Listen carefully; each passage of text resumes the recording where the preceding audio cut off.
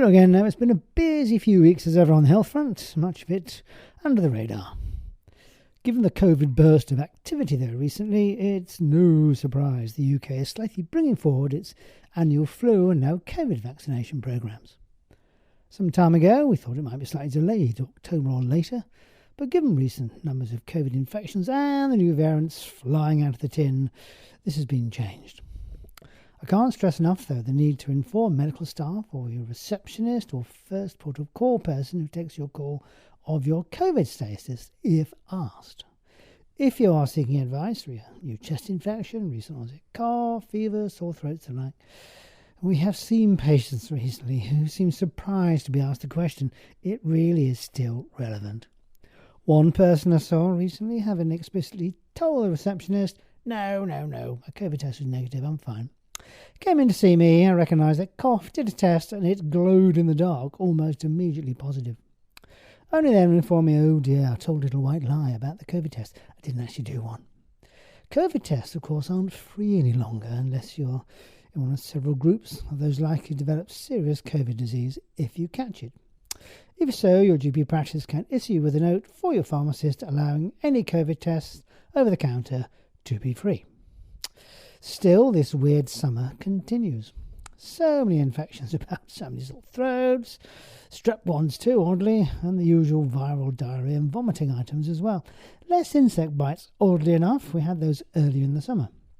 I see we've just had an overdose awareness day, something many of you will never ever experience, be it first, second or third hand, thankfully. That ever-dependable and redoubtable soul fear. Erzen Turk from Motivate, though, previously the Alcohol Advisory Service, was commenting via Max Radio about the use of a medication called naloxone.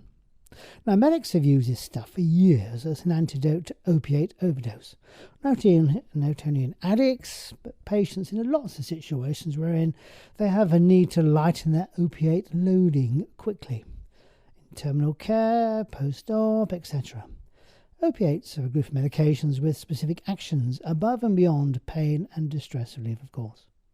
One such side effect of overdose being a marked slowing down of breathing, blood pressure and heart rate. Inject intravenously an unknown dose of, say, street heroin, and this may occur rather quickly, suddenly. Be alone with nobody about when you are chasing this particular dragon, and as they say, it could be a last dose, and you could stop breathing, the rest follows. In the United States, for example, some 100,000 people are lost annually to opiate overdose. Often use of stuff called fentanyl, a huge issue in the United States. Earlier this year, though, the mighty Food and Drug Administration licensed naloxone products for over-the-counter sale and usage. Used as a nasal spray, it takes minutes to learn, will typically do no harm if you're not conked out in opiates, but maybe something else, like, say, diazepam or something, which has no effect, by the way. But in the UK, we have not gone that far yet. However, anybody who may be involved in this trade of illicit opiate usage, be they that person, friend of, carer of, family of, hostel manager of, social worker of, or outreach nurse or similar of, may access an Oxone nasal spray either via the DAT service or Motivate. Motivate are doing drop-in days and Tuesdays, I think this month, I think it is.